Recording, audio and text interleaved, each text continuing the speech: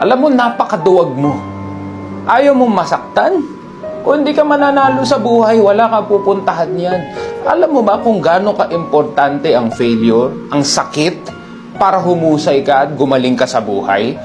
Padlock yan ng tagumpay, tatandaan mo. Kasi importante nagkakamali tayo eh. Dahil sumusubok ka, magkakamali ka talaga. Mas matakot ka kung hindi ka nasasaktan. That means you're not doing anything new. That means you're not going outside of your comfort zone. Kung gusto mong magtagumpay sa buhay, yakapin mo ang sakit. Namnamin mo lahat ng pagsubok na ibabato sa iyo ng buhay. Especially dahil ngayon lumalabas ka sa comfort zone mo. Yakapin mo yan, namnamin mo yan at tanggapin mo ng buong buo. Sabi ko sa iyo, gawin mo yan in a few years, 3, 4, 5 years. Sinasabi ko sa iyo, mag-iiba talaga ang buhay mo.